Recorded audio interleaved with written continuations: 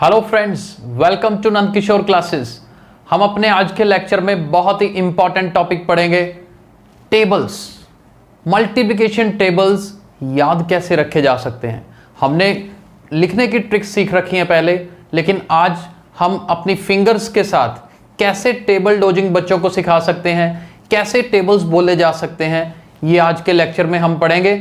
और इसके लिए एक काम करना होगा, 2, 3, 4 और 5 ये स्टार्टिंग वाले 4 टेबल्स ये बच्चों को हमने याद करवाने हैं, क्योंकि अक्सर पेरेंट्स पूछते हैं कि इनको याद करवाने में दिक्कत आती है। देखिए, बच्चों को बोल बोल के याद आपको करवाने पड़ेंगे।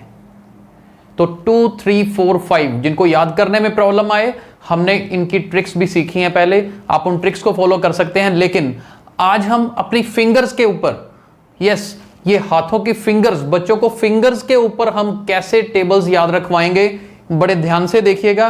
2 से लेकर 5 तक जब हमने याद करवा दिए, एक बात बच्चों को जरूर बतानी है कि अगर हमने टेबल करवाया 2 का और उनको यह बता दिया कि 2 × 5 10 है, तो ये कंसेप्ट क्लियर करना है। देखिए जरूर कि बेटा 2 × 5 10 है, तो 5 × 2 भी 10 होता है, ताकि ये कंफ्यूजन ना हो। एक टेबल से दूसरा टेबल बच्चे को याद रहता है।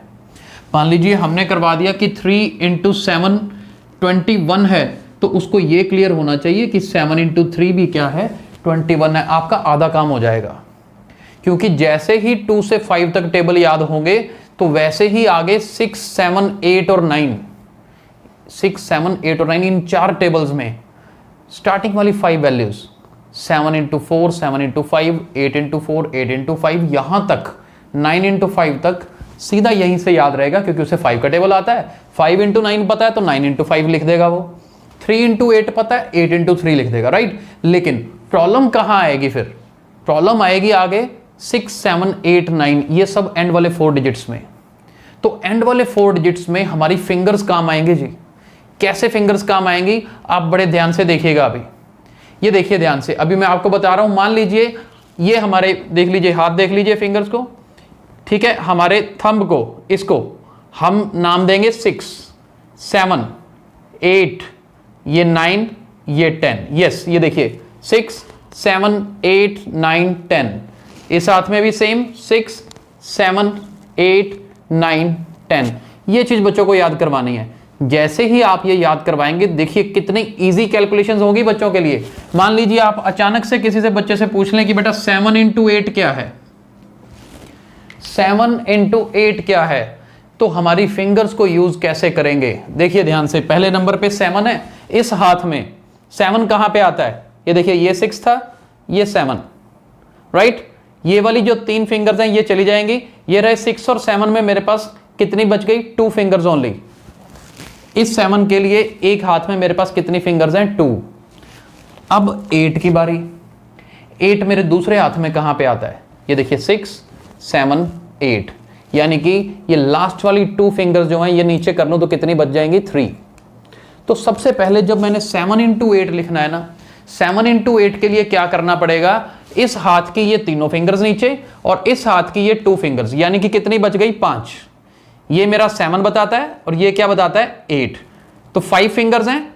तो सबसे पहले तो इसके आगे नंबर पे हमें क्या लिखना है जी, 5 लिखना है। ये देखिए यहां पर क्या आएगा, 5 आएगा। 5 लिख लिया हमने। अब देखिए इस हाथ में मैंने 7 लिखा था, 6 और 7 2 फिंगर गई, बाकी कितनी बच गई, 3 बच गई। तो 3 ये याद रखना है। और इस हाथ में मेरे पास 6, 7 और 8 गया, तो लास्ट में कितनी बच गई थी, 2 फिंगर्स। इधर 3 बची, इधर 2। 3 × 2 कितना होगा जी, 6 होगा। उनको मल्टीप्लाई करना है और 7 × 8 क्या होगा, 56 होगा। बड़े आराम से समझ आएगा, हमने जल्दबाजी में नहीं करना, बहुत सारी एग्जाम्पल्स करेंगे। आगे देखिए, मान लीजिए हम एग्जाम्पल कर रहे हैं, ये देखिए लेट्स सपोज क्वेश्चन आ गया जी, 6 × 9 क्या होता है। अब ध्यान से समझिएगा, 6 × 9, ये देखिए मेरे इस लेफ्ट हैंड में 6 तो ये रहा, राइट, 6 ये रहा, बाकी के चारों खत्म, तो 6 पे एक ही फिंगर बचेगी। और 6 को किससे मल्टीप्लाई करना है, 9 से। इस हाथ पे आ जाते हैं, 6, 7, 8 और 9, सिर्फ एक ही फिंगर डाउन की, 4 फिंगर्स यहां पे हैं, एक यहां पे। 4 + 1 कितना हो गया जी, 5 हो गया। पहले नंबर पे तो ये क्या आएगा, 5 आएगा। देखिए तो यहां पर मैंने लिख दिया 5, एक डिजिट हो गया। सेकंड। इसके बाद क्या करना है, नंबर क्या है 6 इंटू 9। अब देखिए 6 नंबर पे ये था, इसको डाउन किया, बाकी बच गए 4, और इधर 1 6 7 8 9 ये चारों नीचे, बाकी बच गई सिर्फ 1। यानी कि इधर मेरे पास 4 बची हैं, इधर 1। 4 को 1 से क्या करना है जी, मल्टीप्लाई करना है। 4 को 1 से मल्टीप्लाई करेंगे तो क्या आएगा, 4 आएगा। तो 6 इंटू 9 क्या होता है, 54 होता है। और देखते हैं जी, जल्दबाजी नहीं है बिल्कुल। और देखिए, मान लीजिए 8 मल्टीप्लाई 8 करना है, 8 मल्टीप्लाई 8। अब देखिए 8 मल्टीप्लाई 8, फिर से फिंगर मेरे हाथ में, देखिए 6 7 8, कितनी फिंगर्स हो गई है, 3 इधर, इधर भी 6 7 8। फर्स्ट 3 फिंगर्स यहां पे, देखिए 3 फिंगर्स यहां हैं, 3 फिंगर्स यहां, 6 7 8 जो कवर कर रही हैं। टोटल फिंगर्स कितनी हो गई, 3 + 3 6, राइट। सबसे पहले एडिशन होती है, ये 6 फिंगर्स हैं तो यहां पर आ जाएगा 6। अब 6 7 8 के बाद कितनी बच गई, सिर्फ 2 फिंगर इधर बच गई, और 2 ही फिंगर्स आपकी इधर बचेंगी, लास्ट वाली 2। दोनों तरफ 2 फिंगर्स बच रही हैं, उनको मल्टीप्लाई करना है। 2 इंटू 2 किया 4, यानी कि 8 इंटू 8 क्या होता है, 64 होता है। 8 इंटू 9 भी देख लेते हैं, ये देखिए 8 मल्टीप्लाई 9। अब देखो 8 मल्टीप्लाई 9 मतलब 6 7 8, एक तरफ 8 यानी 3 फिंगर्स, इधर 6 7 8 9 4 फिंगर्स इधर, 3 फिंगर्स इधर थी, 4 इधर, 4 + 3 कितना हो गया, 7, राइट। और जब इधर 3 फिंगर्स ले ली तो बाकी कितनी बची, 2 फिंगर, और इधर कितनी बची, 1। इन दोनों को मल्टीप्लाई, जो बाद में रह जाती हैं उनको मल्टीप्लाई करते हैं। तो 2 इंटू 1 किया 2, तो 8 इंटू 9 क्या होगा, 72 होगा। मुश्किल नहीं लग रहा होगा। अभी देखिए, मान लीजिए हमारे पास यहां पर आता हो 6 इंटू 7। अब थोड़ा सा इसमें चेंज आएगा, क्या है 6 मल्टीप्लाई 7।